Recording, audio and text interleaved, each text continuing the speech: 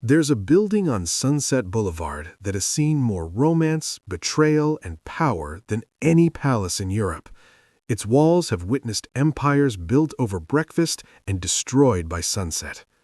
Welcome to the Beverly Hills Hotel, Hollywood's legendary Pink Palace. Standing at the corner of Sunset and Rodeo Drive, wrapped in salmon-pink stucco and surrounded by 12 acres of tropical gardens, the hotel opened in 1912, long before Beverly Hills existed. Back then, there were no movie studios, no stars, just dust, bean fields, and one man's impossible dream.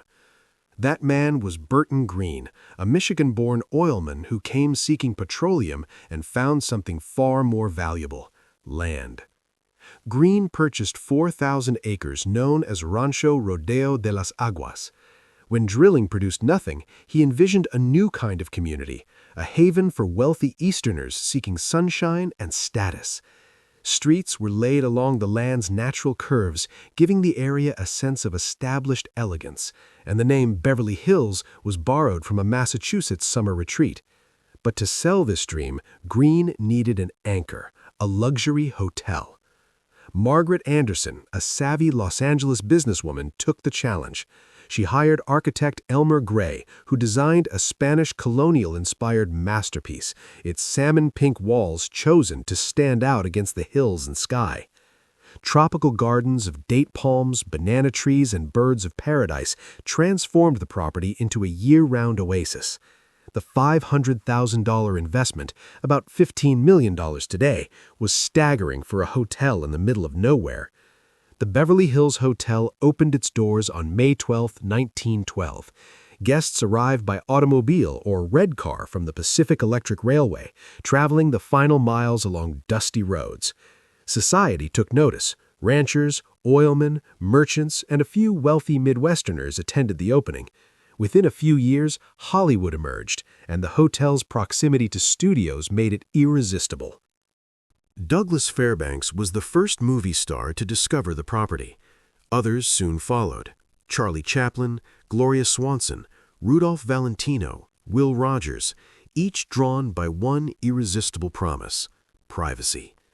The hotel offered this through detached bungalows scattered across its 12 acres, allowing stars to conduct business, entertain, or have affairs without ever entering the public spaces.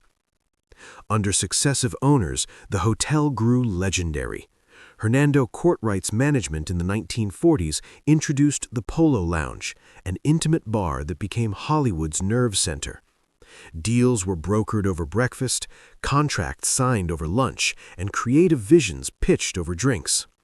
Its round leather booths and tableside phones made secrecy effortless, while the menu, including the iconic McCarthy salad, fueled hours of negotiation.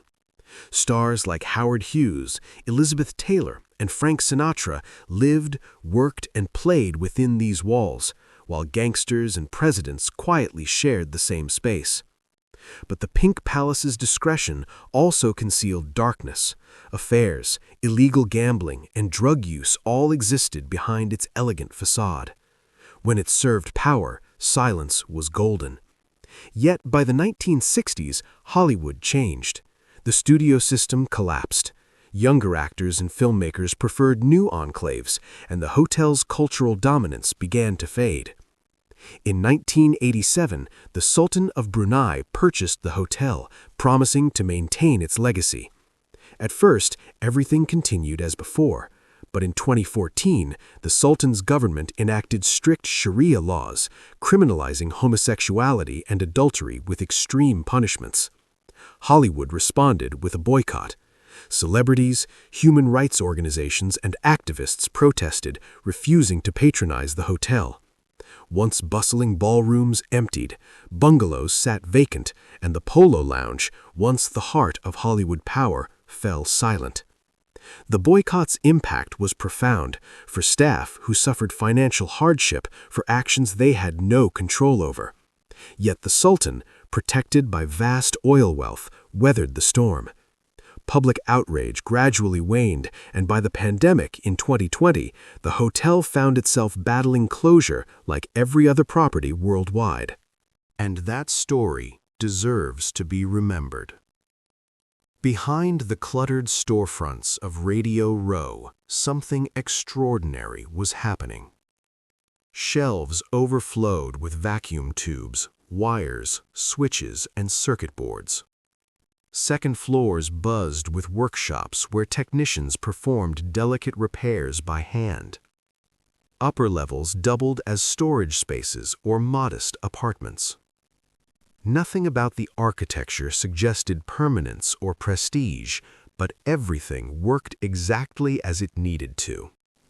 Radio Row thrived not because it was beautiful, but because it was functional. Dense, informal, and alive. Electronics enthusiasts traveled from across the northeastern United States just to walk these streets. Here, you could find rare components manufacturers had discontinued years earlier. Shopkeepers carried decades of hard-earned knowledge and willingly explained how circuits worked to anyone curious enough to ask. Students from nearby technical schools searched for parts to build experimental devices. Engineers from major corporations quietly stopped by to source materials for prototype development. Innovation wasn't happening in glass towers, it was happening over cluttered counters and soldering benches. But Radio Row was more than a marketplace, it was a community. Shop owners built deep networks with competitors based on mutual trust and shared survival. If one store didn't carry a part, they sent customers down the block to someone who did. Information flowed freely about suppliers, new technologies, market trends. Many proprietors had once been employees in other Radio Row shops before saving enough to open their own businesses. The neighborhood sustained itself. It regulated itself. By 1955, Radio Row employed roughly 30,000 people. That number included owners, technicians, sales clerks, delivery drivers, and office staff. Annual sales likely reached tens of millions of dollars. Though exact records were never compiled, these businesses paid property, payroll, and sales taxes that supported New York City at a time when other revenue streams were shrinking. This wasn't urban decay, it was economic life, dense, imperfect, but thriving. Radio Row also served a deeper purpose. Before formal electronics engineering programs became widespread, this neighborhood functioned as a living classroom. Technical knowledge passed from generation to generation through apprenticeship. A teenager fascinated by radios could get hired as a shop assistant and learn the trade by watching repairs, asking questions, and working alongside experienced technicians. Those skills could support families for decades. For many, Radio Row wasn't just a workplace, it was a future. But none of this impressed the people deciding New York's fate. To urban planners and politicians surveying Lower Manhattan, Radio Row looked like exactly what needed to disappear. The buildings were old, the streets were congested, the businesses were small-scale. While the neighborhood generated revenue, it didn't project the image of a modern global city rising into the post-war era. It didn't look powerful. It didn't look impressive. And in a city obsessed with reinvention, appearances mattered. David Rockefeller saw Radio Row differently.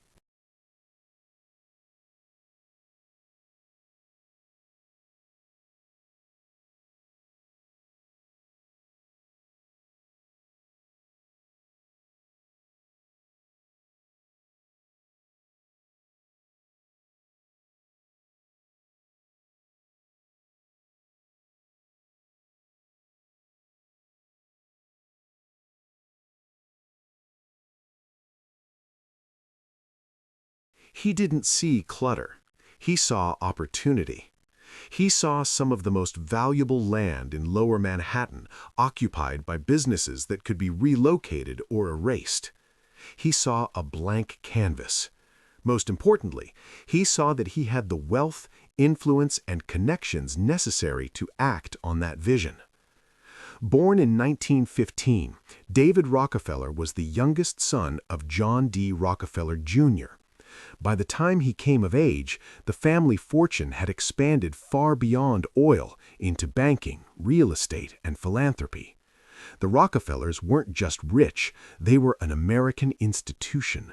Their name opened doors that remained closed to ordinary elites. David studied economics at Harvard and earned a doctorate from the University of Chicago. He served briefly in military intelligence during World War II before joining Chase National Bank in 1946. Over the next decade, he climbed steadily through its ranks. By 1960, he was chairman and chief executive of Chase Manhattan, controlling one of the world's most powerful financial institutions. His office stood in the financial district. His family owned substantial real estate throughout Lower Manhattan. And when property values began declining in the early 1950s, Rockefeller faced a choice. He could accept the deterioration and gradually divest, or he could attempt something far more ambitious, reversing the decline entirely through massive intervention requiring government power on a scale New York had never seen. In 1956, Rockefeller organized the Downtown Lower Manhattan Association. Its name suggested a broad civic coalition. In reality, it functioned as a private planning group controlled by Rockefeller and a small circle of major property owners whose investments would benefit directly from redevelopment. The association hired architects, economists, and urban planners to study the district and propose solutions. Their conclusions were strikingly consistent.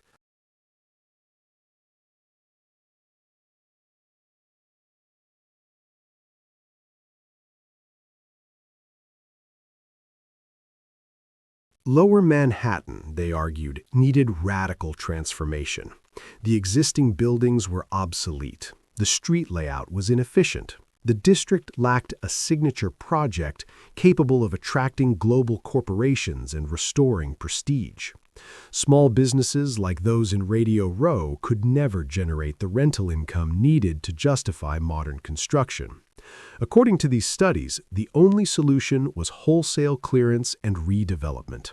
Entire blocks would need to be acquired, entire neighborhoods demolished, and replaced with towers that could reshape the skyline and the future of New York City. Radio Row wasn't seen as a success story. It was seen as an obstacle, and the clock was already ticking. For a project this ambitious, ordinary development tools wouldn't work. The scale required to transform Lower Manhattan was simply too massive. Any group attempting it would need powers no private developer possessed. The ability to seize land, raise vast sums without taxpayer approval, and bypass zoning laws entirely. David Rockefeller knew exactly where to find those powers. His answer was the Port of New York Authority. Created in 1921 as a bi-state agency jointly governed by New York and New Jersey, the Port Authority had been designed to oversee transportation infrastructure. But over time, it evolved into something far more powerful. It could condemn property through eminent domain. It could issue bonds backed by future revenue instead of public taxes. It was exempt from local zoning restrictions. And most importantly, it answered to governors, not mayors or city councils. By 1960, David Rockefeller's brother, Nelson, was serving his second term as governor of New York. The Rockefeller family now controlled both the vision for Lower Manhattan's transformation and a crucial portion of the political machinery needed to execute it. The Port Authority had recently completed several major projects and was searching for something new, something large enough to justify its size, influence, and expanding bureaucracy. The pieces were falling into place.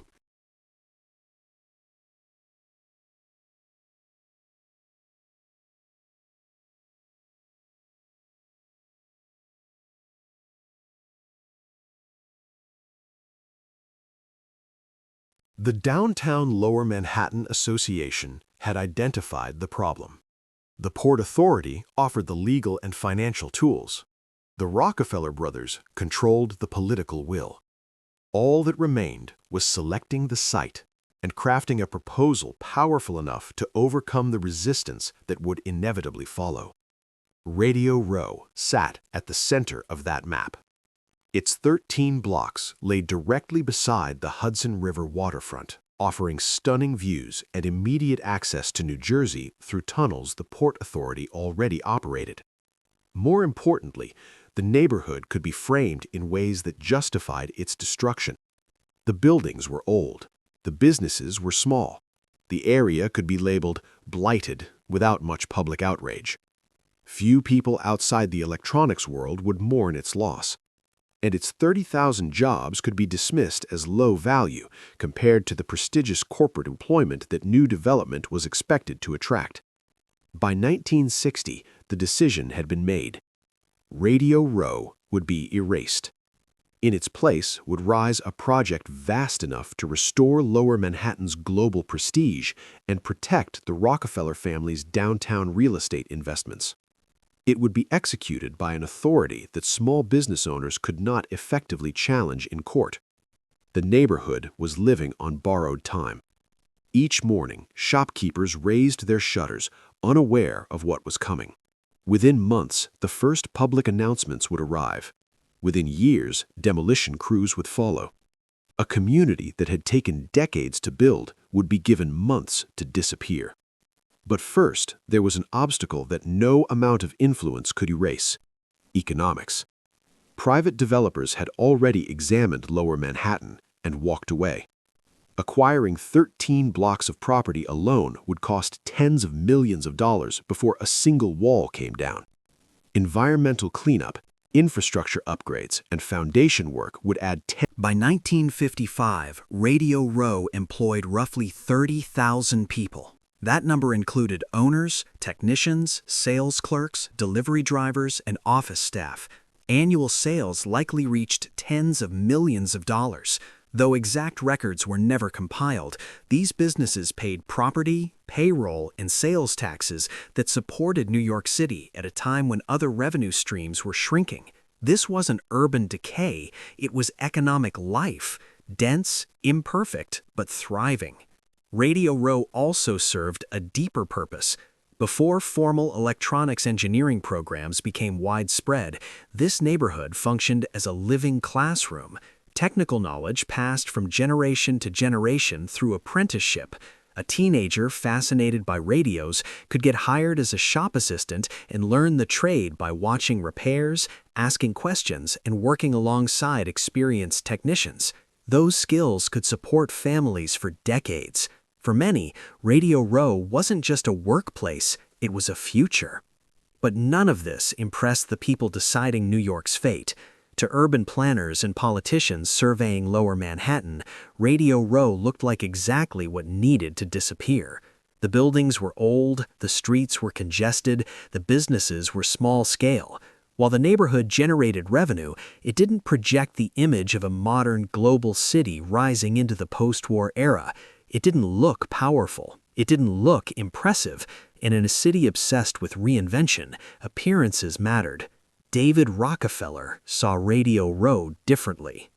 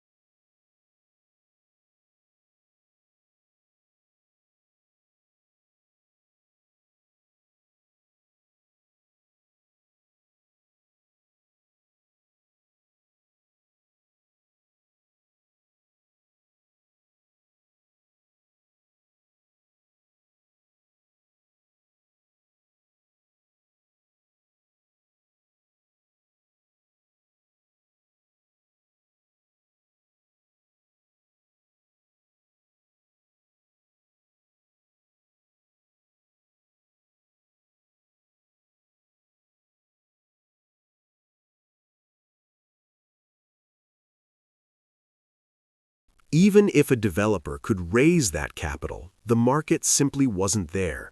Companies were leaving Manhattan for suburban campuses, not signing long-term leases in aging downtown districts. Convincing tenants to commit to an unfashionable location would be nearly impossible. The financial risk was staggering. No private entity would accept those odds. The city government couldn't help. New York was already running deep budget deficits. Mayor Robert Wagner had no funds for massive redevelopment projects. The city struggled just to maintain existing infrastructure, let alone finance the construction of what would become the tallest buildings on Earth.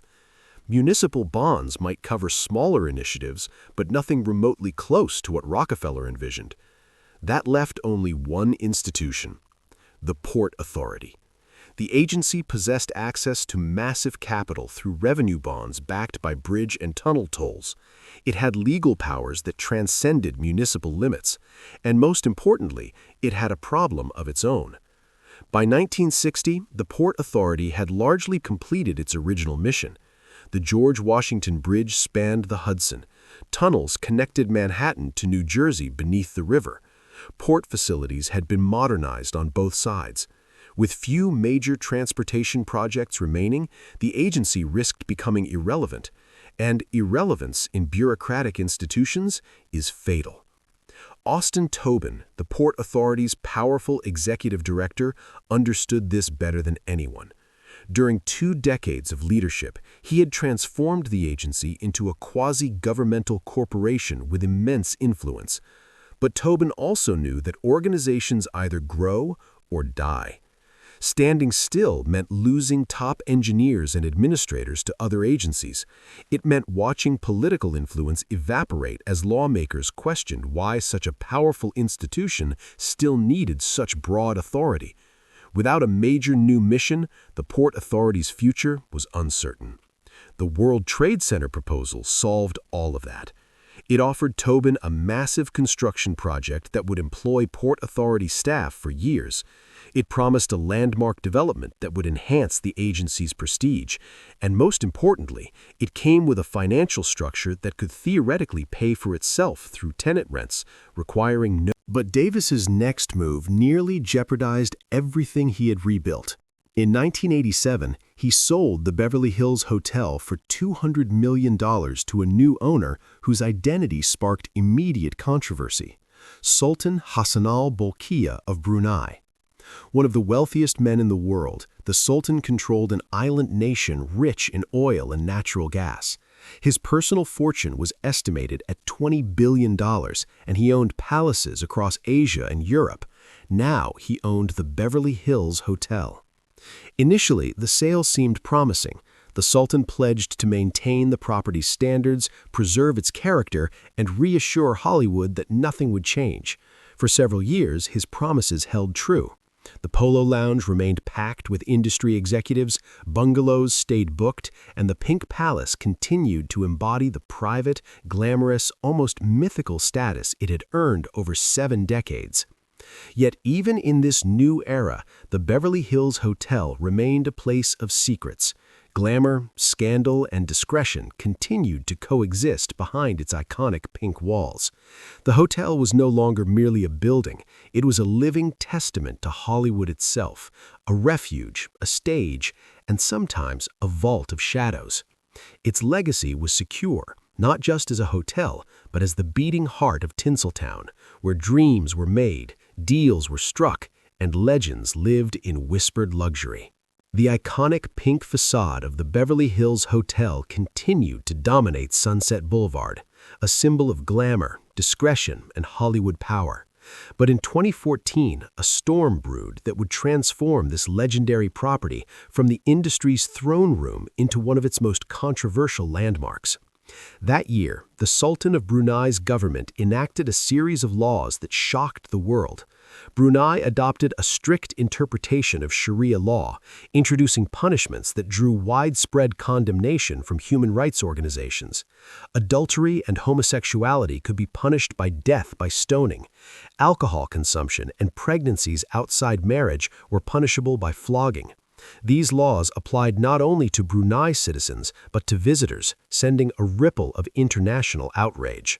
The connection to the Beverly Hills Hotel was immediate and undeniable. The Sultan owned the property through the Brunei Investment Agency.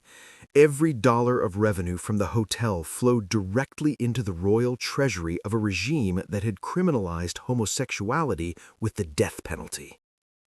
For Hollywood, a community that had championed LGBTQ rights for decades, the situation was impossible to ignore. The hotel that had once sheltered their secrets, their scandals, and their dreams now represented a moral contradiction of the highest order. The response was swift and uncompromising. Jay Leno, comedian and former host of The Tonight Show, became the first major figure to speak out. He called for a boycott of all Brunei-owned properties, including the Beverly Hills Hotel, the Hotel Bel Air, and luxury estates in London and Paris. Other celebrities quickly joined the chorus. Ellen DeGeneres, Richard Branson, and Stephen Fry announced they would no longer patronize the hotel. The Human Rights Campaign, America's largest LGBTQ advocacy organization, officially endorsed the boycott. The impact was immediate and devastating. Major talent agencies canceled their regular meetings at the Polo Lounge. The Motion Picture and Television Fund relocated its annual fundraiser. The Feminist Majority Foundation moved its awards ceremony elsewhere. Conferences that had booked the hotel's ballrooms for decades suddenly found new venues. Within months, the Beverly Hills Hotel, once the heart of Hollywood's social calendar, had become eerily quiet. The toll on the staff was profound. Many had spent decades working at the hotel, some their entire careers. They were not responsible for the Sultan's policies in Brunei, yet they watched as their livelihoods vanished. Housekeepers who once serviced fully booked floors now cleaned empty rooms. Bartenders who had served Hollywood legends now poured drinks for occasional tourists, visitors unaware or indifferent to the boycott. Management scrambled to contain the damage. Public statements emphasized that the property's employees were Americans who shared Hollywood values. They highlighted a diverse workforce, including many LGBTQ staff members, and argued that boycotting the hotel punished innocent workers while doing nothing to change policies in Brunei. Yet the financial impact was undeniable. Industry sources estimated the hotel lost tens of millions in revenue in the first year alone. Occupancy rates fell from over 80% to below 40%. Bungalows that once required reservations months in advance sat empty for weeks. The Beverly Hills Lounge, once the epicenter of Hollywood deals and gossip, now hosted scattered tables of tourists. Some argued that boycotts rarely achieve their intended goals and often hurt the wrong people. They pointed out that many protesters still conducted business with other nations that violated human rights, and that the Sultan's vast oil wealth dwarfed any earnings from the hotel. The only people truly suffering were the staff.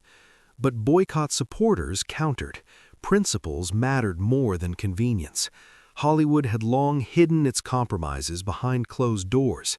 It was time to take a stand publicly. The Beverly Hills Hotel, with its century-long legacy, was the perfect target. To avoid it was to declare that some values could not be bought, even for the price of history and luxury. The boycott also forced Hollywood to confront its own contradictions. For decades, the hotel had provided cover for powerful men who abused their positions. Affairs that destroyed families, drug use, illegal gambling, and financial schemes had all taken place behind its discreet walls. The industry had celebrated that discretion until it now protected a foreign government's oppression. Suddenly, silence was no longer an option. Critics highlighted Hollywood's selective outrage. Many celebrities had ignored human rights abuses elsewhere, yet the Beverly Hills Hotel had become a convenient moral battleground. The Sultan, however, showed no inclination to sell. He had paid $200 million for the property in 1987, and by 2014 it was worth at least $500 million, likely more. Revenue continued to flow, even during the boycott.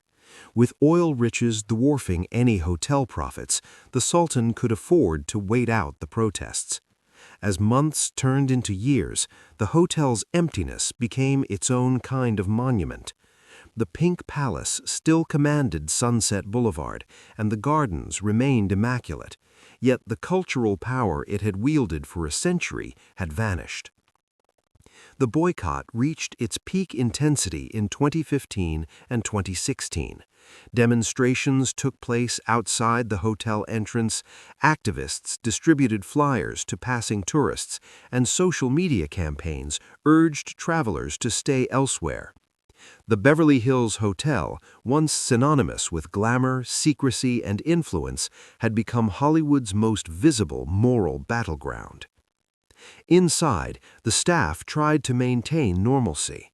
Rooms were cleaned whether they were occupied or not. The Polo Lounge served breakfast to whoever entered. Gardens were pruned with meticulous care. Yet even as the hotel clung to its elegance, the sense of abandonment was palpable. A property designed for crowds now felt haunted in its quietness. Some longtime patrons continued to visit, mostly older industry veterans who remembered when the Beverly Hills Hotel had been the center of their professional lives. They valued loyalty to the staff over political symbolism. But even these defenders came less frequently as social pressure intensified. In a final attempt to survive, management introduced steep discounts to attract guests, but the hotel's aura of exclusivity had been eroded. The boycott had transformed the Pink Palace from a symbol of triumph, discretion, and glamour into a cautionary tale of moral accountability. It was a stark reminder that even the most iconic institutions cannot exist in isolation from the values of the world around them. For over a century, the Beverly Hills Hotel had been a refuge for Hollywood's elite, a stage for fame, scandal, love, and ambition. But in the 21st century, it became something more, a mirror reflecting the industry's evolving conscience, a site where history, luxury, and ethics collided. The Pink Palace remained a monument to Hollywood's past glories, but it now also told a story of reckoning, that even the brightest lights of Tinseltown cannot outshine the consequences of choices made far beyond Sunset Boulevard. In the years following the boycott, the Beverly Hills Hotel tried to adapt. Management marketed aggressively to international tourists who knew little or nothing about the controversy. They emphasized the property's history, its architectural significance, and the allure of a Hollywood legend. Heritage tourism, they hoped, might replace the business lost from the entertainment industry, but no amount of marketing could restore what had been taken away. By 2017, the boycott had become self-sustaining. Even those who disagreed with it avoided the hotel simply because everyone else did.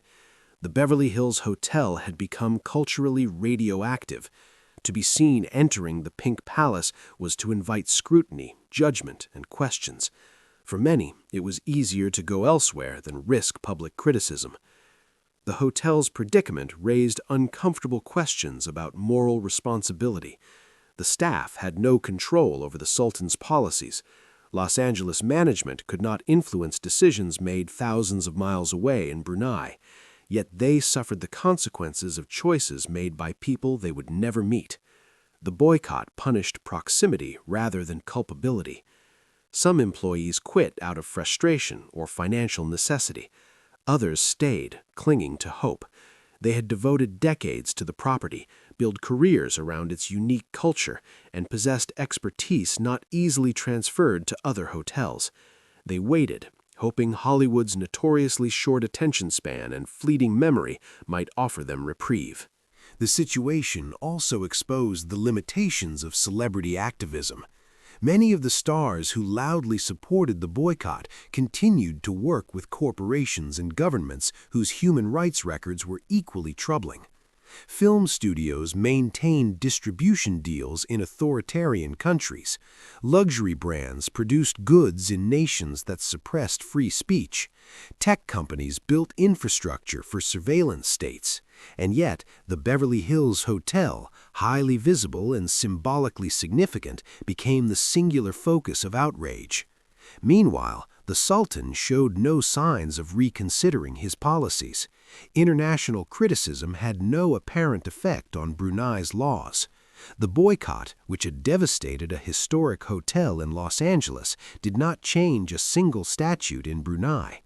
The only tangible impact was empty rooms and unemployed workers thousands of miles from the source of the controversy. By 2019, the boycott had stretched into its fifth year. Occupancy rates stabilized but remained far below historical averages. The hotel turned a modest profit, but nothing compared to the golden era it had enjoyed before 2014. The Sultan, whose net worth exceeded $28 billion, could afford to wait indefinitely. Hollywood had already moved on to newer causes, and some of the celebrities who had led the boycott quietly returned to other Brunei-owned properties. The moral clarity that had seemed absolute in 2014 had softened into pragmatic compromise. Yet the damage to the Beverly Hills Hotel endured. For over a century, the Pink Palace had thrived by offering discretion, luxury, and access to power. But the boycott revealed that even these qualities could no longer shield an institution when political winds shifted. The same industry that had once praised the hotel's willingness to look the other way now condemned it for exactly that tendency. The story of the Beverly Hills Hotel had always been about more than architecture and amenities. It had been about power, influence, and who got to decide what mattered. The boycott forced a reckoning with that legacy. The hotel had survived because it served the powerful. When those people no longer found it useful, survival became uncertain. As the boycott entered its sixth year in 2020, a new threat emerged: the COVID-19 pandemic. Hotels across the globe shuttered or operated at minimal capacity. Travel halted. Events were canceled. The Beverly Hills Hotel, already weakened by years of boycott, now faced an existential crisis. The Pink Palace, which had survived depressions, wars, and cultural revolutions, confronted a global emergency while its reputation remained tarnished and finances precarious. On March 17, 2020, California Governor Gavin Newsom issued a statewide shelter-in-place order. Within days, the Beverly Hills Hotel suspended operations for the first time in its history. For 4 months, the legendary property sat largely empty. Only essential maintenance staff remained, tending the gardens and cleaning the buildings. The bungalows, once bustling with celebrities, stood vacant. The Polo Lounge, which had hosted decades of deals, gossip, and celebrations, was silent. For the first time since 1912, a hush settled over the 12 acres. When the hotel finally reopened in July 2020, it emerged into a transformed world. International travel had collapsed. Business conferences had moved online. Film and television production had slowed dramatically. Guests who needed rooms could choose from a dozen properties, each competing fiercely for survival. The Beverly Hills Hotel, already weakened by 6 years of boycott, now competed in an environment where even long-standing rivals struggled. The pandemic also had an unexpected effect on the boycott. With Hollywood focused on survival rather than activism, protests outside the hotel faded. Social media campaigns lost momentum. The moral outrage that had sustained the boycott for years simply evaporated as people confronted more immediate crises. The Beverly Hills Hotel benefited not from forgiveness, but from irrelevance. As international travel slowly resumed in 2021 and 2022, the hotel discovered a strange reprieve. A new generation of visitors had no memory of the boycott's intensity. Younger tourists encountered the property primarily through Instagram, where the pink walls, palm-lined gardens, and iconic architecture photographed beautifully. Influencers returned, posting images and videos that reached millions. For these visitors, the hotel represented aesthetics, luxury, and photo opportunities, not politics. Management recognized the opportunity and acted decisively. Social media marketing became the cornerstone of the hotel's revival. The Beverly Hills Hotel was repositioned as a must-see Instagram destination rather than solely a Hollywood institution. Luxury brand collaborations, curated experiences, and package deals including spa treatments and dining encouraged visitors to engage with the property in new ways. The focus was no longer discretion or access, it was visual appeal and heritage. The strategy worked beyond expectations. By 2023, occupancy had rebounded to levels not seen since before the boycott. The bungalows were booked months in advance. The Polo Lounge once again served full tables. The Beverly Hills Hotel had not reclaimed its position as Hollywood's throne room, but it had carved out a new kind of relevance for a modern era. This recovery, however, carried uncomfortable lessons. It revealed how modern activism can be fleeting, how public outrage often moves faster than institutional change. It exposed the limits of boycotts and the difficulty of sustaining moral pressure in a world where attention shifts at the speed of a tweet. And it underscored the resilience of institutions built on wealth, legacy, and strategic reinvention. The Beverly Hills Hotel had survived more than a century of scandals, cultural shifts, financial crises, and now a global pandemic. Its pink facade still commanded Sunset Boulevard, its gardens remained immaculate, and its bungalows awaited guests eager to capture a piece of Hollywood's golden mythos. But the story of the Pink Palace was no longer just about luxury or discretion. It was a cautionary tale about the cost of association, the fleeting nature of public opinion, and the enduring power of reinvention. The Beverly Hills Hotel had endured because it adapted, not because the world forgave it. In the modern era, relevance could no longer be bought with glamour alone. It required visibility, adaptability, and an understanding of how culture and commerce intersect. The Pink Palace, once the sanctuary of Hollywood's elite, had learned a hard lesson. Even legends must evolve, or risk being left behind. The boycott that had seemed morally imperative in 2014 quietly unraveled, not because the Sultan changed his policies, nor because the Beverly Hills Hotel changed ownership, but because public attention simply shifted. Brunei's laws remained as strict and oppressive as ever. The hotel's ownership remained in the Sultan's hands. What changed was the world around it. People stopped caring. For some of the original boycott supporters, this was a bitter disappointment. They argued that resuming business with the hotel represented a moral failure, a capitulation of principle to convenience. The Sultan's government still enforced the same laws that had sparked outrage: death by stoning for adultery and homosexuality, floggings for alcohol consumption, punishments for pregnancy outside marriage. Nothing had changed. The problem had not been resolved, it had simply been forgotten. Others, however, saw the boycott's collapse as inevitable. They had long argued that celebrity activism was performative, designed more to signal virtue than to achieve substantive change. The pandemic had proven their point. When maintaining the boycott became inconvenient, it vanished. Moral stands, they noted, often last only as long as they serve the self-interest of those taking them. For the hotel staff, relief was tangible. They had endured years of empty rooms, dwindling tips, and reduced hours. They had never sought to become symbols in someone else's political struggle. They had wanted only to work and support their families. With the return of guests came the return of income, stability, and dignity. The moral complexities surrounding the hotel's ownership mattered little to those whose livelihoods depended on its doors being open. The recovery also highlighted the limitations of boycotts as instruments of social change. The Beverly Hills Hotel had been chosen because it was visible, prestigious, and vulnerable to public pressure. The campaign succeeded in damaging business, but it failed in its stated goal, forcing the Sultan to change Brunei's laws. Insulated by billions in oil wealth, the Sultan had simply waited out the protesters. In the end, the boycott inflicted far more hardship on American workers than on a Southeast Asian monarch. By 2024, the Beverly Hills Hotel had largely escaped its pariah status. A new generation of celebrities returned. Studios booked the ballrooms for premieres and high-profile events.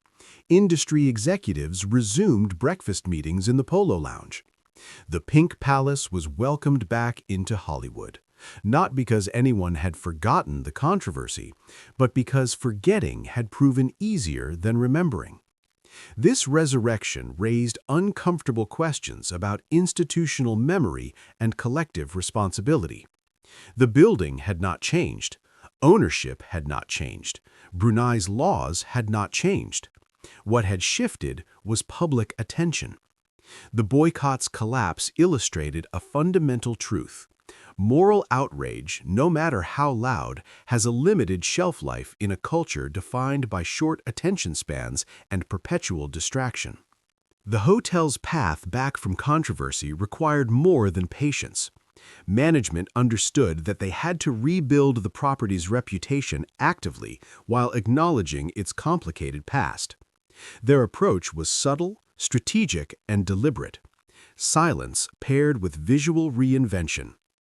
Rather than defend the Sultan's ownership or issue apologies for the boycott, the Beverly Hills Hotel stopped discussing politics entirely.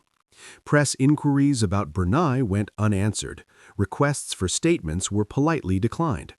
The property presented itself purely as an architectural landmark, a luxury destination, and nothing more.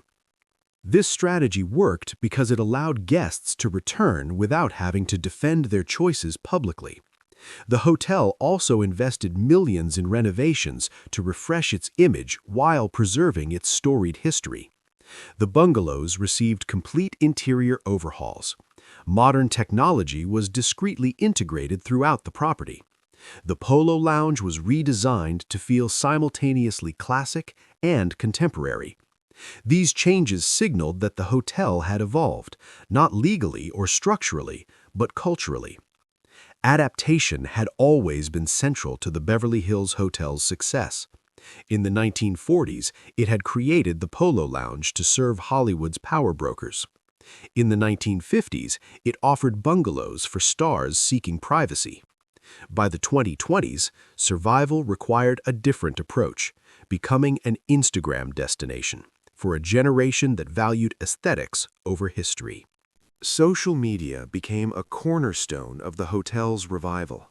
Professional photographers captured every photogenic angle of the property. Influencers were invited to stay in exchange for posts. The pink facade and lush tropical gardens appeared in thousands of images shared across platforms. For younger travelers planning trips to Los Angeles, the Beverly Hills Hotel became a must-visit destination, not for its history, but for how it looked on a phone screen. This transition from institutional power center to visual spectacle marked a fundamental shift in the hotel's identity. For most of its existence, the Beverly Hills Hotel had mattered because of who stayed there and what happened behind closed doors. Discretion, secrecy, and access were the sources of its value.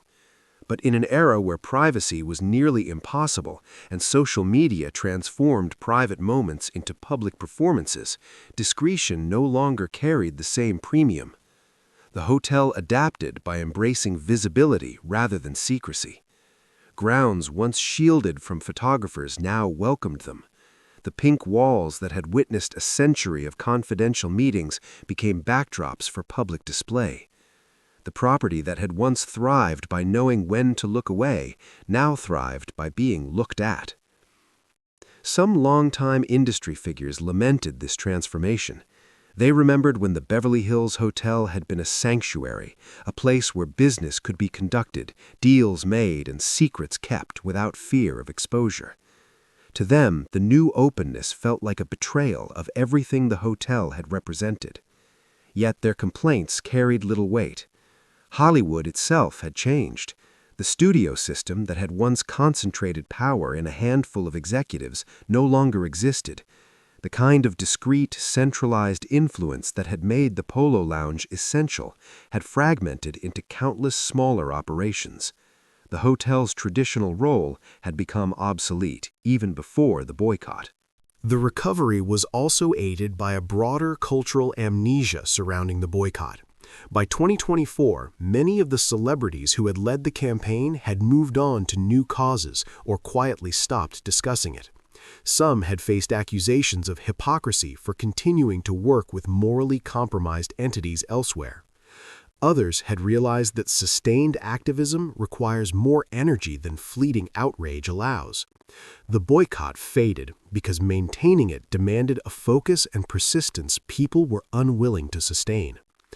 Ultimately, the Beverly Hills Hotel's revival underscored an uncomfortable truth about modern activism and human attention.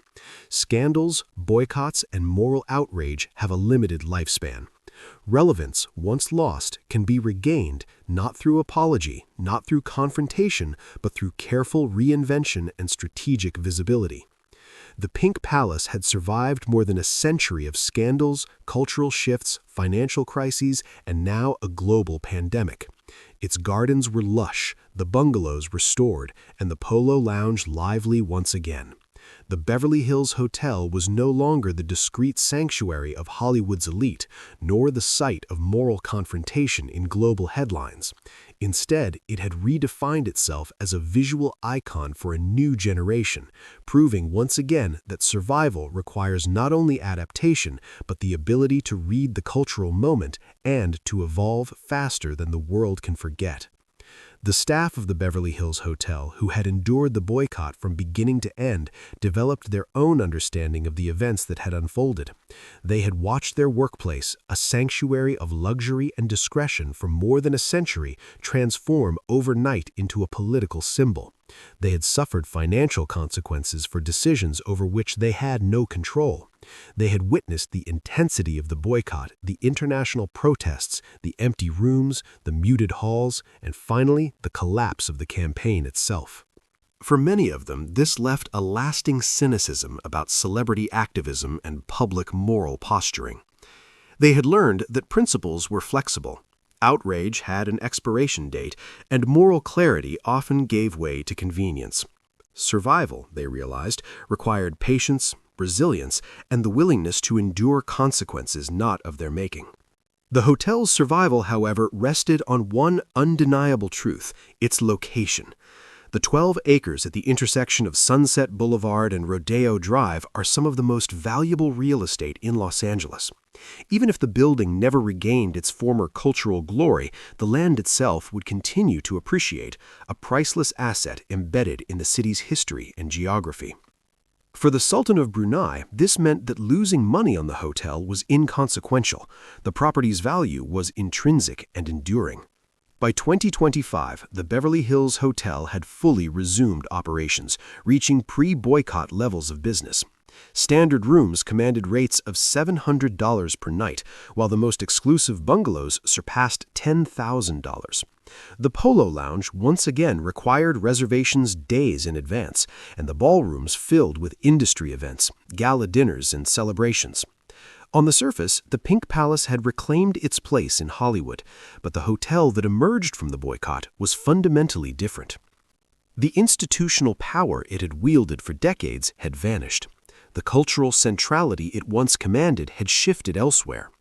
What remained was a stunning, iconic building, appreciated for its aesthetics and its luxury, rather than the deeper influence and exclusivity it once symbolized. The recovery exposed harsh truths about survival in the modern era. Loyalty is fleeting when inconvenient, moral principles are negotiable when they conflict with personal desire, and public memory fades faster than any scandal. The Beverly Hills Hotel survived not by transforming itself, but by outlasting the attention spans of its critics. Today, the hotel still stands exactly where it has since 1912. Its salmon pink facade dominates the corner of Sunset and Rodeo Drive. 12 acres of tropical gardens flourish, defying a climate not naturally suited to them. The bungalows offer privacy to those who can afford them. Yet the building's relationship with Hollywood has changed forever. It no longer houses the center of power. Deals and negotiations now happen in offices, conference rooms, and digital spaces, rather than the Polo Lounge. Celebrities still occupy the bungalows, but their private lives are more likely to be exposed on social media than shielded by hotel staff. Discretion, once the hotel's most prized commodity, has become nearly impossible in an era of constant surveillance and instantaneous communication. The hotel's survival raises fundamental questions about institutions. What do they mean, and can that meaning survive radical shifts in context? The Beverly Hills Hotel was conceived to serve a Hollywood dominated by a few studios, where image was meticulously controlled and power centralized. That Hollywood no longer exists. The industry has fragmented into hundreds of production companies, streaming platforms, and independent creators. The concentrated influence that once made the Polo Lounge essential has dissipated. Yet the building endures. It endures in part because of its location, partly because of its architecture, and partly because some stories are too compelling to let die. The Beverly Hills Hotel has become, in many ways, a monument to its own history. People visit not out of necessity, but because the name carries weight, a weight no longer of power, but of nostalgia. Walk through the lobby today, and you will see tourists photographing the salmon-pink walls, influencers staging content in the gardens, wealthy travelers eager to experience a slice of Hollywood mythology. Industry veterans occasionally dine in the Polo Lounge, but they are outnumbered by those who have no connection to the entertainment business and could care less about the hotel's complicated past. The staff working today largely joined after the boycott ended. They know the history in outline, but they did not live through the crisis. For them, the Beverly Hills Hotel is a workplace, albeit one with fame and occasional controversy. They change linens, serve meals, maintain the grounds, and go home. The mythology exists separately from their daily experience, a backdrop to a job performed with professionalism and dedication.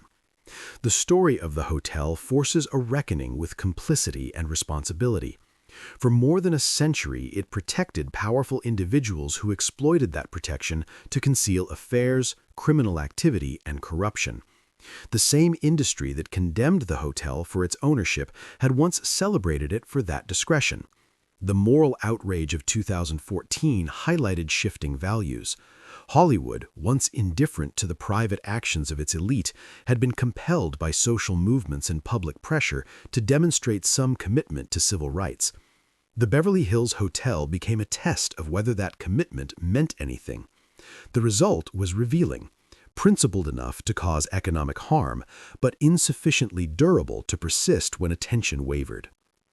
The building itself bears witness. The walls that once echoed with opera practice now absorb the clicks of smartphones. The bungalows that once sheltered legends now host influencers. The Polo Lounge that brokered studio contracts now serves brunch to tourists. Survival has required transformation. The hotel has endured not by retaining its original purpose, but by adapting to a new one. The Beverly Hills Hotel no longer defines Hollywood power, because Hollywood power has dispersed, scattered into countless locations, and exists largely through contracts signed digitally. Yet the hotel still offers something compelling, a connection to a mythical past, a chance to walk where legends once walked, sit where deals were struck, and sleep in beds that once hosted the most famous people in the world. Whether this is sufficient to sustain the institution for another century remains uncertain. The challenges ahead are no longer political. Los Angeles has evolved, attracting technology companies, international corporations, and global finance. Future generations of wealthy travelers may prioritize contemporary values over nostalgia. The Sultan still owns the property. His investment company shows no indication of selling. The hotel remains profitable enough to justify its existence. The land alone guarantees its enduring financial value. But buildings are more than real estate. They are stories made physical. The Beverly Hills Hotel's story is about ambition, accommodation, power, and its limits. It is about discretion maintained until it becomes complicity. It is about survival achieved at the cost of meaning.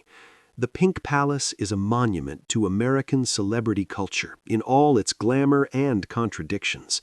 It has witnessed romance and betrayal, genius and scandal, triumph and tragedy. Presidents, criminals, artists, and frauds have passed through its doors. It has survived depressions, wars, boycotts, and a global pandemic. Yet it survives differently than before. No longer Hollywood's throne room, no longer the epicenter of American entertainment, it is a beautiful building with a complicated past, offering luxury to those willing to pay and overlook where the money goes. The walls no longer protect secrets. They stand salmon pink against the California sky, quietly adding chapters to a story that refuses to end. The Beverly Hills Hotel is a place where dreams were built, compromises hidden, and power gathered before scattering. It is a mirror reflecting both the glamour and the compromises of Hollywood. Its survival reminds us that institutions endure not because they retain the power or prestige of their origins, but because they adapt to a new context, even if that adaptation requires letting go of their original meaning. The Pink Palace still stands, still iconic, still pink, still magnificent. It is a testament to resilience, a witness to history, and a reminder that even the most hallowed institutions are ultimately shaped by the world around them. And while the Hollywood it once served no longer exists in the form it once did, the Beverly Hills Hotel continues to occupy its corner of Sunset and Rodeo, offering luxury, legend, and a story that refuses to fade.